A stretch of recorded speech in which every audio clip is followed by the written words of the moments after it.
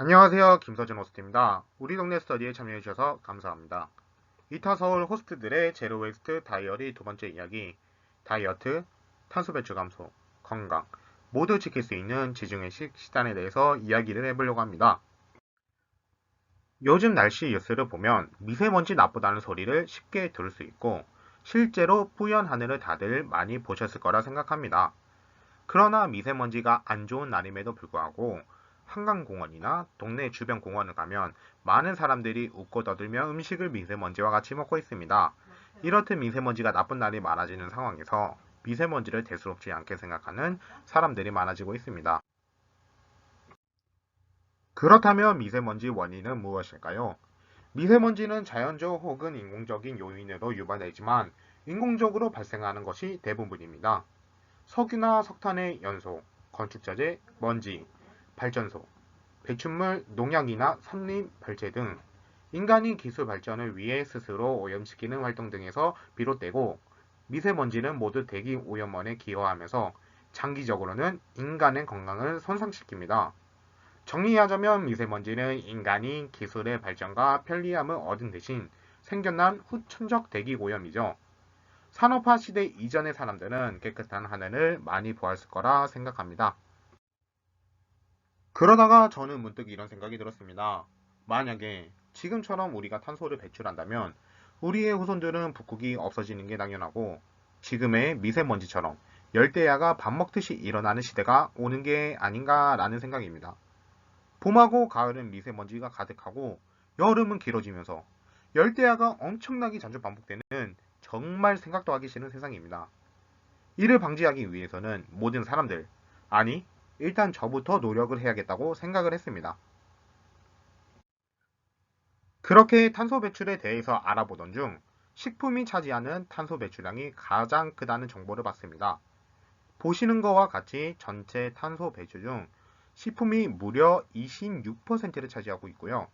식품 중 육류 제품이 50%, 그러니까 전체 탄소 배출 중 13%를 차지하고 있네요. 생각이 앞서고 행동파인 저는 일주일 동안 무조건 비건을 도전해보자 라고 생각을 했었습니다. 그러나 비건에 대해서 공부하고 계획을 짜면서 일주일 동안 고기는 먹지 말라니 너무나 암울하고 하루 종일 기운이 없었습니다. 그러던 중 지중해식 식단과 관련된 영상을 접하게 되었는데요. 지중해식 식단이 지구에 미치는 영향이 비건과 베지테리언 식단과 비슷하다는 정보가 담긴 영상이었습니다. 이 영상을 접한 뒤 저는 지중해식 식단을 2주 동안 하려고 마음을 먹었습니다. 그렇다면 지중해식 식단은 무엇일까요? 지중해식 식단은 미국의 공신력 있는 평가기관 US News and World Report에서 매년 전문가들이 모여 최고의 건강 식단을 선정하는데 무려 3년 연속 1등한 식단이라고 합니다. 유네스코에서도 세계 무형문화유산으로 지정할 정도로 가치를 인정받고 있습니다. 지중해와 인접한 나라들 중에서 특히 그리스와 이탈리아의 정통식에 기반을 둔 식단이자 식습관입니다. 딱 정해진 식단이 없어서 지중해식 식단이 개인별로 다를 수 있습니다. 당뇨병, 우울증 개선, 암 예방, 성인병 예방, 심장마비, 뇌졸중, 콜레스테롤, 심혈관 질환까지 좋다고 알려져 있습니다. 다이어트에 효과적입니다. 건강뿐 아니라 유지 가능성 등 다양한 부분에서 아주 건강한 식단입니다. 다만 빠른 체중 감량 효과에서는 다른 식단보다는 조금 더딜 수 있습니다. 지중해식 식단의 기본은 매일 야채와 과일, 콩류, 통곡물과 견과류, 올리브유가 주된 식재료입니다. 지중해식 식단에서 먹는 음식에 대해 더 자세히 보겠습니다. 지중해식 식단은 야채와 토마토를 충분히 섭취해야 하고 통곡물과 견과류를 주로 섭취합니다. 건강한 지방인 올리브유도 하루에 3, 4스푼 정도 자주 먹어야 하고요. 일주일에 해산물을 적어도 2회를 섭취해야 하고 계란이나 페타치즈 같은 유 제품 등은 일주일에 적당량을 먹어야 합니다. 고기는 흰살 위주의 닭가슴살 같은 가금류를 먹어야 하고 붉은 고기나 닭류를 아예 안 먹거나 채소량을 섭취합니다. 지중해식 식단을 알아보니 왜 건강 다이어트에 좋은지 알 것 같습니다. 그런데 왜 이 식단이 탄소 배출 저감에 효과적일까요? 영국 옥스퍼드대 연구진과 BBC 방송이 개발한 기후 변화 식품 계산기를 보면 알 수 있습니다. 먼저 단백질입니다. 제일 왼쪽의 사진을 보면 소고기의 탄소 배출이 압도적으로 많습니다. 위에 수치가 나와 있죠. 붉은 고기가 대체로 탄소 배출량이 높았고 닭고기는 고기들 중 탄소 배출량이 제일 적었습니다. 자료를 보고 나니 고기를 안 먹고 가금류를 먹는 지중해식 식단의 탄소 배출이 적은 이유가 이해가 갔습니다. 다음은 과일, 채소, 탄수화물입니다. 중간하고 오른쪽 사진에 있습니다. 아보카도, 토마토, 밥, 오트밀 등등 많은 종류가 있습니다. 지금처럼 분류별로 보면 아보카도랑 밥이 탄소 배출을 많이 하는 것처럼 보이는데 실제로는 고기에 비하면 탄소 배출이 거의 없는 수준입니다.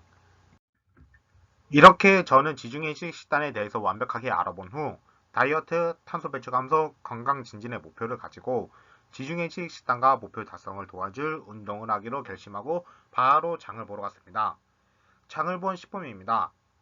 올리브유, 양배추, 양상추, 블루베리, 방울토마토, 바나나, 오트밀, 볶음기리, 그리고 배달로 닭가슴살을 샀습니다. 여기서 왜 이렇게 닭가슴살이 많은지 궁금해하는 사람들이 있을 텐데요. 고기를 절제하는 저에게 닭가슴살의 섭취는 고기의 식감을 느낄 수 있습니다. 또한 저는 지중해 식단을 오래 할 생각이고 3만원 이상 구매해야 무료 배송이라는 글을 보고 그만 3만원어치 구매를 해버렸습니다. 다음날 저의 몸의 변화를 수치로 확인할 수 있는 인바디를 체크했고요. 왼쪽 사진 밑에 보면 제 몸의 구성이 어떻게 되었는지 확인할 수 있습니다. 3월 5일 날짜로 저의 골격근 양은 34kg이고 체지방량은 22.5kg으로 확인이 되네요. 인바디를 체크 후 헬스장 가서 운동도 열심히 했습니다. 운동은 매일 아침에 했으며 14일 중 11일을 약 1시간 정도 진행했습니다. 운동도 중요하지만 지중해 식단에서 가장 중요한 것은 어떤 음식을 먹었는지라고 생각을 합니다. 지중해식 식단에서는 올리브유를 꼭 먹어줘야 하는데요. 처음에 올리브유를 아무것도 없이 혼자 먹어보니 속이 니글니글했습니다. 그래서 레몬, 소금, 후추, 올리브유를 섞어 드레싱 오일을 만들어 먹었습니다. 이렇게 먹으니 먹을만하고 괜찮더라고요.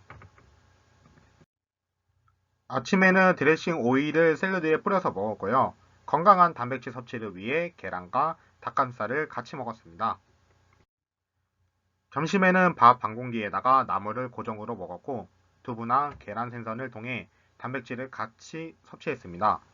오른쪽은 양배추 계란전인데 남은 양배추에 계란 풀어서 부쳐 먹으면 맛있습니다. 저녁에는 오트밀을 우유에 타서 먹었습니다. 오트밀에 볶음기리, 냉동 블루베리, 우유를 같이 해서 먹는데 이건 블루베리가 필수입니다. 블루베리가 맛을 5배 업 시킵니다. 또한 블루베리는 칼로리도 낮아서 많이 넣어서 먹었습니다. 이렇게 지중해식 식단을 열심히 하던 중 지중해식 식단을 시작하고 1차쯤 됐던가 20년 동안 매일 김치 한 끼 사러 온 저는 김치가 너무 그리워졌습니다. 그래서 고기가 아닌 두부를 넣어서 두부김치를 해 먹었습니다. 2주 동안 음식을 거의 대부분을 이렇게 먹었습니다. 많은 분들이 제대로 된 지중해식 음식을 생각했을 텐데 아침에 운동하고 아침 9시부터 18시까지 일하니 음식을 배우고 만들 힘이 부족했습니다. 음식은 다양하지 않지만 이 식단대로 열심히 노력했습니다. 그럼 결과를 한번 볼까요? 두구두구두구두구. 저는 처음에 다이어트, 탄소 배출 감소, 건강 3가지 목표를 가졌는데요. 먼저 다이어트입니다. 3월 19일자 인바디입니다. 2주 동안 근육량이 0.6kg 증가했으며 체지방량은 무려 1.7kg이 감소했습니다. 뿌듯했습니다. 다이어트는 아주 만족스럽지는 않지만 이 정도면 나름 선방했습니다. 하기야 26년 동안 모아진 살을 당장 2주 만에 빼겠다는 것은 욕심이었죠. 건강의 경우도 이루어졌다고 봅니다. 인스턴트 음식, 설탕이 많이 들어간 음식 대신 야채를 많이 먹었고 건강에 좋다는 음식을 많이 먹었습니다. 탄수화물, 단백질, 지방도 건강하게 균형에 맞게 잘 먹었다고 생각을 합니다. 제일 중요한 탄소 배출 감소는 어떻게 되었을까요? 탄소 배출도 많이 줄였다고 생각을 합니다. 집에서 부모님이 삼겹살을 2번이나 구워 먹을 때 저는 방에서 혼자 오트밀을 먹었고 친구랑 밖에서 밥을 먹을 때도 고기는 먹자는 친구를 설득해 초밥으로 대체했습니다.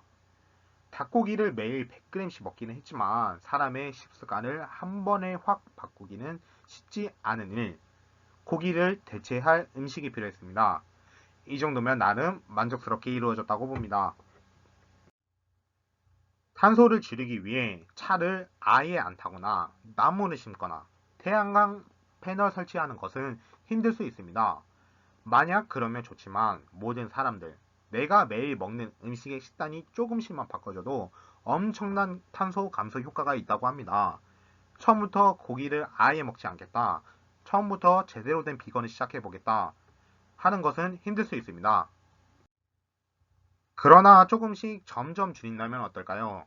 다이어트, 탄소 배출 감소, 건강을 모두 지킬 수 있는 지중해식 식단 같이 해보십시다.